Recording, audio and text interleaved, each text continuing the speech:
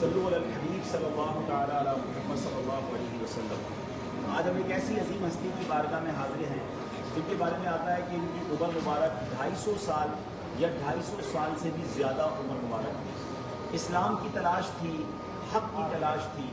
अपने दौर के राहिबों के पास रहे कि किसी तरह हक़ की तलाश हो जाए, हक़ हासिल हो जाए।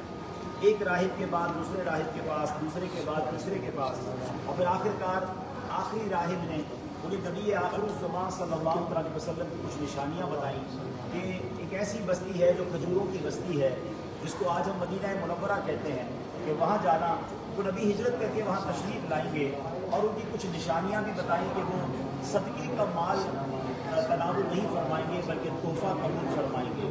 उनके दो कांधों के दरमियान एक मोहर नबूवत होगी। ये शख्सियत अब एक शहर से दूसरे शहर सफ़र करते रहे, गुर्बत थी, मदीने जाने का सामान नहीं था, तो एक काफ़िले वालों को कहा मुझे मदीने ले जाओ, बेशक मुझे ग़ुलाम बना दो। उन काफ़िले वालों ने आपको ग़ुलाम बनाया। मदीने शरीफ, जिसको उस ज़माने में तो यसरब कहते थे, वहाँ जाकर आपने एक बाग के अंदर जाकर ग़ुलामी की ज़िंदगी इख्तियार की। कहते मैं इतनी मेहनत करता था, इतना सामान उठाता था कि कमर में भी दर्द हो जाया करता था। फिर आखिरकार चूँकि आप फ़ारस के रहने वाले थे, फ़ारस आज के दौर में ईरान को कहते हैं, इस एरिया के रहने वाले थे, इनको अरबी भी नहीं आती थी, तो इनकी ज़बान भी कोई नहीं समझता था।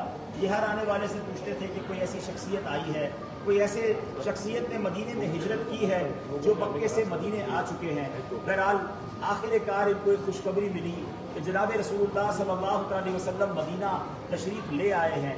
ये खजूरों का टोकरा लेकर नबी पाक की बारगाह में गए, कहा हुजूर ये सदका है। नबी पाक ने कबूल फरमाकर सहाबा में तकसीम फरमा दिया, खुद तनावुल न किया। उसके बाद दूसरे दिन लेकर गए, कहा हुजूर ये तोहफ़ा है।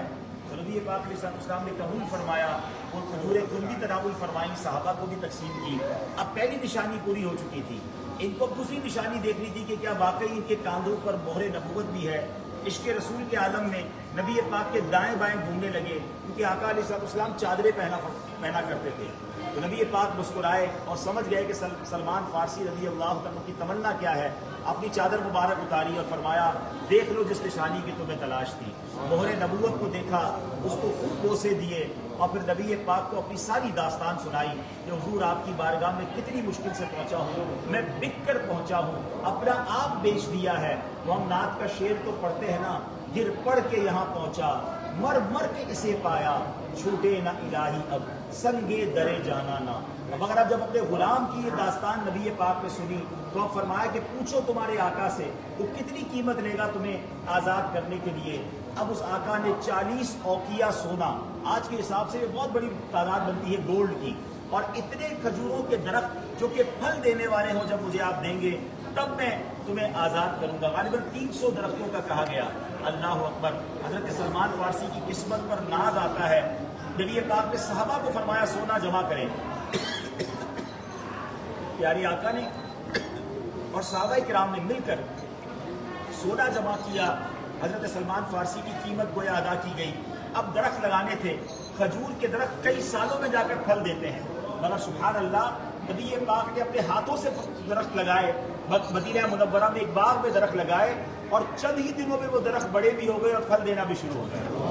जो लोग 1990-2000 में मदीने गए हैं उन्होंने हज़रत सैयदना सलमान फ़ारसी का बाग मदीने में ज़रूर देखा होगा। ये वो बाग था जो नबी पाक ने अपने हाथों से लगाया था। अब हज़रत सलमान फ़ारसी को गोया गुलामी की ज़िंदगी से रिहाई मिली और सुभान अल्लाह फिर नबी पाक ने वो तारीखी जुमला इरशाद फरमाया कि सलमान मेरे अहले बैत से हैं। अल्लाह अकबर। अहले बैत तो घर वालों को कहा जाता है। आप तो अरब भी नहीं थे, आप फारस से आए थे, मगर मेरे आका ने उनको अपने अहले बैत में शामिल किया। और जब ज़बान मुस्तफ़ा से निकलना था, तमाम सहाबा ने, तमाम अहले बैत ने यह कहना शुरू कर दिया कि सलमान नबी पाक अलैहिस्सलाम के अहले बैत से हैं। नबी पाक की बहुत सारी हदीसें हज़रत सलमान फ़ारसी के फ़ज़ाइल बयान करती हैं। एक हदीस पाक में आता है कि जन्नत चंद सहाबा की जो मुश्ताक है, देखें मैं और आप जन्नत के मुश्ताक हैं, और जन्नत जिनकी मुश्ताक है उनमें एक सहाबी हज़रत सलमान फ़ारसी रज़ी अल्लाह तआला नसीब मस्ती हैं। आज हम जिनके कदमों में आए हैं, अल्लाह ने बड़ा इनको मकाम अता फरमाया। फिर उन्होंने नबी पाक पर अपनी ज़िंदगी कुर्बान कर दी, सारी ज़िंदगी आका की खिदमत में रहे। और बिलखुसूस जो ग़ज़वा-ए खंदक है, जिसको ग़ज़वा-ए अहज़ाब भी कहा जाता है, ये आइडिया इससे पहले कभी नहीं आया था। پہلے لڑائیاں اور طریقے سے ہوتی تھی، تھوڑا راستہ رکھیے گا، لوگوں کا راستہ نہیں رکنا چاہیے، راستہ رکھیں پلیز، آپ کی وجہ سے راستہ نہیں رکنا چاہیے۔ تو لوگوں کی جو جنگ جو ہوتی تھی وہ گھوڑوں پر اونٹوں پر ہوتی تھی، مگر یہ حضرت سلمان فارسی نے کمال کا آئیڈیا دیا کہ ہمارے یہاں خندق کھودی جائے۔ اب وہ بہت اچھا جملہ کہا حضرت امام جعفر صادق کا، یہ جملہ ہے کہ سلمان تو سلمان فارسی نہیں، سلمان محمدی کہو، کیونکہ اب تو وہ ہمارے گھر کے رکن ہو گئے، یہ محبت کی باتیں ہیں۔ تو بہرحال عرض یہ ہے کہ حضرت نے سلمان فارسی نے ایک بڑا خوبصورت جو ہے وہ آئیڈیا دیا کہ کیوں نہ ہم بیچ میں خندق کھودیں، ایک ٹنل بنا لیتے ہیں اور اس میں آگ لگا دیں گے تو دشمن ہم پر حملہ نہیں کر سکے گا۔ تو جو غزوہ خندق کا آئیڈیا تھا، جب یہ غزوے میں خندق کھودی گئی، آگ لگائی گئی، کافر اور مسلمانوں کے درمیان ایک گیپ آ گیا، یہ آئیڈیا بھی، یہ مشورہ بھی حضرت سلمان فارسی رضی اللہ تعالیٰ عنہ کا تھا۔ بڑی عظیم ہستی ہے، ان کی سیرت سے ایک بات سیکھنی ہے۔ دیکھیں جتنے بھی لوگ یہاں موجود ہیں، کئی ملکوں کے آئے ہیں، ہم یہ بیانات سنتے رہتے ہیں، ہم یہ فضائل سنتے رہتے ہیں۔ سیکھنا کیا ہے کہ دین سیکھنے کے لیے، حق پر پہنچنے کے لیے کتنا سفر کیا، کتنی اسٹرگل کی، کتنا خرچ اپنے آپ کو بیچ دیا۔ کیا ہم دین سیکھنے کے لیے، حق پر پہنچنے کے لیے، دین کی خدمت کے لیے سفر کرتے ہیں؟ یہ بات ہمیں سیکھنی ہے کہ ہمیں صحابہ کرام کے فیضان سے پاکستان، انڈیا یا جہاں سے بھی ہم آئے، ہمیں بڑی آسانی سے اسلام مل گیا۔ انہوں نے مارے کھائی ہیں، یہ قربان ہوئے ہیں، انہوں نے اپنے آپ کو بیچا، غلام بن گئے، جب جا کے نبی پاک کا دامن ملا۔ تو اگر ہمیں یہ بغیر محنت کے مل گیا ہے، اور میری اور آپ کی ذمہ داری ہے کہ ہم اس دین کی خدمت کریں، اب دین کے داعی بنیں، دین کے مبلغ بنیں، اور اب اسلام کو پھیلانے کے لیے اپنا کردار ادا کریں۔ آج کے دور میں دعوت اسلامی کے جو مدنی قافلے جاتے ہیں اس پہ سفر کریں، سپورٹ کریں، تاکہ اسلام کی روشنی جو ہے وہ پوری دنیا میں پھیلے۔ جتنے لوگ مجھے سن رہے ہیں یہاں پر یہ لائیو، سب لوگ اول آخر 3 بار درود پاک پڑھیں اور 1 بار سورہ فاتحہ پڑھیں، 3 بار سورہ اخلاص پڑھیں، پھر ہم دعا کریں گے۔ الفاتحہ۔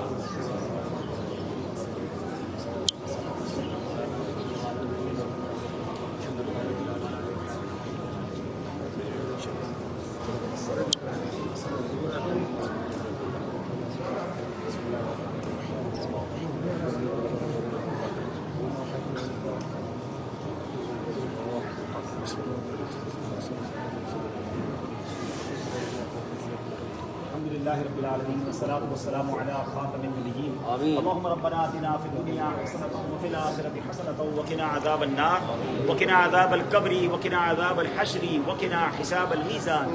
میرے مولا ہم سب کی حاضری کو اپنی بارگاہ میں قبول فرما، ہم سب کے تمام صغیرہ کبیرہ گناہوں کو معاف فرما۔ اے اللہ جو ہم نے تلاوت کی اور ہماری زندگی میں جو ٹوٹے پھوٹے نیک اعمال ہیں، نبی پاک صلی اللہ علیہ وسلم کی بارگاہ میں ہدیتاً تحفتاً عقیدتاً پیش کرتے ہیں، قبول فرما۔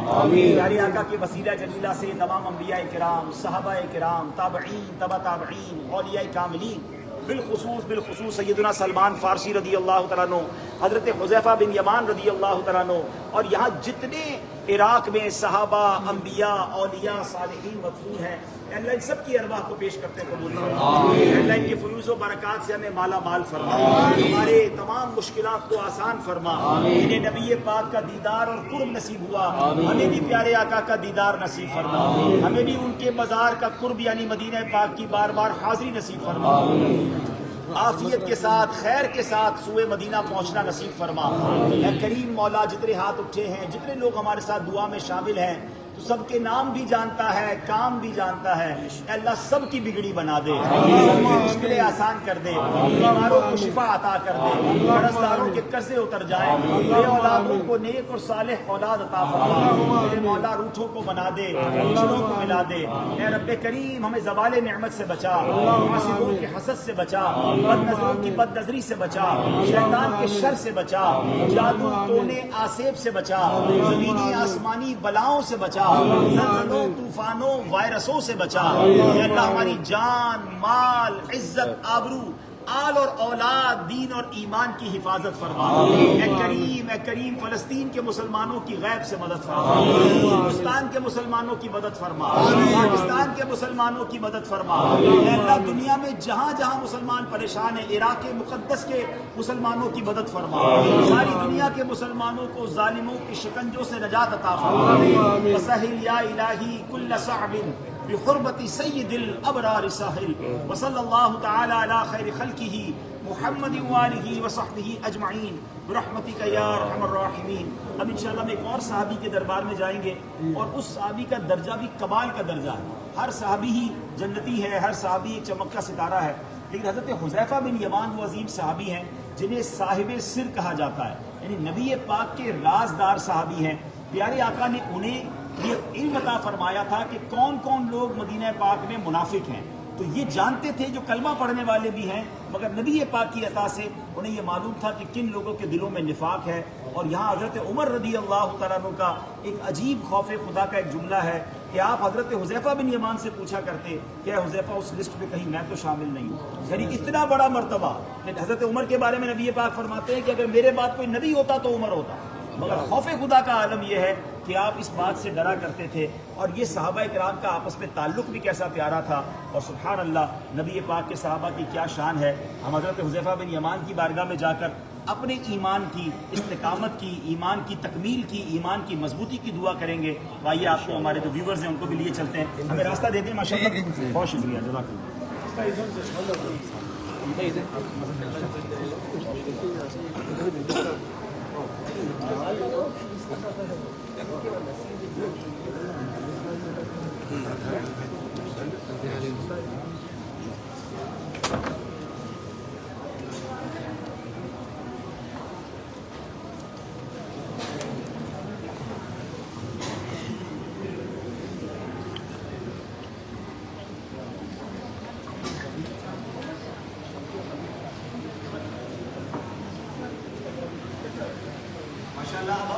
حضرت حذیفہ بن یمان تھوڑا آگے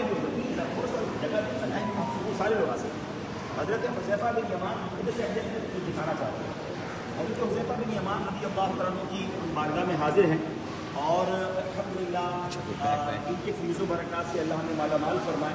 یہ حضرت حذیفہ بن یمان جو وصال ہو گیا تھا, چاہوں ناصر میں تھوڑا سا اس کو پڑھ کے ہمیں ایلوبریٹ کرنا کہ یہ جو یہ مزار کو کئی سالوں بعد دوبارہ کھولا گیا کسی وجہ سے, اور یہ کب ہوئے تو 36 صدی میں 1350 ہجری میں ان کے مزار کو کھولا گیا, یعنی تقریباً 1300 سال بعد کسی وجہ سے ان کے نہر دجلہ کے پانی کا پرابلم تھا. تو اس جگہ ٹھیک ہے وہاں سے, اور اس کے بعد ہزاروں لوگ موجود تھے. یہ اس زمانے کی تصویر ہے.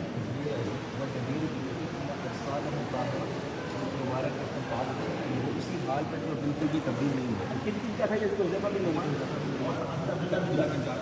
یہ دونوں صحابی حضرت حذیفہ بن یمان, حضرت عبداللہ بن جابر جو آگے وہاں پر ہیں, یہ تابعی ہیں. ان دونوں بزرگوں کے جو مزارات تھے, ان مزارات کو جب 1300 سال بعد کھود کے نکالا گیا تو جسم سلامت تھے الحمدللہ. بالکل ایسا لگ رہا تھا کہ جیسے ابھی تدفین کی ہے. 1300 سال کسے کہتے ہیں ذرا غور کیجیے. مگر یہ اللہ کی شان ہے. وہ کہتے ہیں نا زمین میلی نہیں ہوتی, جبھی میلی نہیں ہوتی, کفن میلا نہیں ہوتا, غلامان محبت کا بدن میلا نہیں ہوتا. یہ ہمارے سامنے دلیل ہے. اس زمانے کی باقاعدہ یہ ہاتھ سے بنائی ہوئی زمانے کی پکچر ہے, یہ لگائی گئی ہے. تو بہرحال جیسا کہ میں نے بتایا کہ یہ وہ عظیم صحابی ہیں جو رازدار نبی ہیں, نبی پاک کے بہت قریبی صحابی. اللہ ان کے صدقے ہمارے دلوں سے ہر قسم کی جو ہے وہ گندگی کو دور فرمائے اور ہمارے ایمان کی سلامتی عطا فرمائے. تھوڑا سا جگہ دیں گے مجھے, تھوڑا سا جگہ دیں گے, ٹھیک ہے. الحمدللہ رب العالمین والصلاة والسلام علی خاتم النبیین. اللہم ربنا آتنا فی الدنیا حسنۃ وفی الآخرۃ حسنۃ وقنا عذاب النار. اے اللہ حضرت حذیفہ بن یمان, حضرت عبداللہ بن جابر انصاری رضی اللہ عنہ کا واسطہ ہمیں ایمان پر استقامت عطا فرما. ہمارے دلوں میں اخلاص نصیب فرما. اے اللہ ہمیں دنیا اور آخرت کی برکتیں نصیب فرما. اے اللہ ہمیں نبی پاک علیہ السلام کی سچی غلامی عطا فرما. نفاق کی تمام علامتوں کو ہمارے دل سے دور فرما دے. اپنی پسند کے بندوں میں ہمیں شامل فرما لے. ہمارے دلوں سے تکبر دور فرما, حسد دور فرما, بدگمانی دور فرما, بغض و کینہ دور فرما. اے اللہ اس سینے کو گندگی سے پاک کر کے نبی پاک کے عشق کا مدینہ بنا دے. اے رب کریم ہماری دنیا بھی اچھی کر دے, ہماری آخرت بھی اچھی کر دے. ہمیں زوال نعمت سے بچا, عافیتوں کے پھر جانے سے بچا. ہمارے گھر والوں کی مغفرت فرما, بال بچوں کی مغفرت فرما, ہماری نسلوں کی مغفرت فرما. اے کریم ہمارے دوستوں کی مغفرت فرما, ہمارے محرومین کی مغفرت فرما. نبی پاک علیہ السلام کو والسلام کی ساری امت کی بخشش فرما۔ اے اللہ یہ ہمارا یقین ہے کہ ہر صحابی نبی جنتی ہیں، تو آج اور ہم نے یہ بھی پڑھا ہے کہ جن سے تو راضی ہوتا ہے ان کی قبر جنت کا باغ بن جاتی ہے۔ سو ایک طرف حضرت سلمان فارسی ہیں، ایک طرف حضرت حذیفہ بن یمان ہیں، ایک طرف تابعی بزرگ ہیں۔ اے اللہ ان سارے بزرگوں کی قبر جنت کا باغ ہیں، تو گویا ہم جنت کے باغوں کے قریب کھڑے ہیں۔ اے اللہ ہمیں جنت الفردوس میں بلا حساب داخلہ بھی نصیب فرما۔ اے کریم ہمارے لیے بھی ہماری قبروں کو بھی جنت کا باغ بنا دینا۔ جب ہم قبر میں جائیں تو ہماری قبر کو نور مصطفیٰ سے جگمگا دینا۔ مرتے وقت نبی پاک کا دیدار نصیب فرما، قضا کی سختیاں ہم پہ آسان فرما دینا۔ اے اللہ جب تک زندہ رکھیو صحت کے ساتھ عافیت کے ساتھ زندہ رکھنا، اور جب آخری وقت آ جائے تو ایمان والی عافیت والی مدینے والی موت نصیب فرما۔ جنت البقیع ہم سب کا مقدر فرما، اور جنت الفردوس میں پیارے آقا کا پڑوس نصیب فرما۔ اے اللہ ہمارے ماں باپ کی بخشش فرما۔ اللہم ارحمہما کما ربیانی صغیرا۔ اے اللہ جیسا انہوں نے ہم پر احسان کیا، اے اللہ وہ تیری رحمت کے حوالے ہے، تو ان پر اپنی نوازشات کی بارش فرما دے۔ ہمارے پیر و مرشد کو درازی عمر بالخیر عطا فرما۔ اے اللہ ان کا سایہ ہمارے سروں پر تا دیر قائم و دائم فرما۔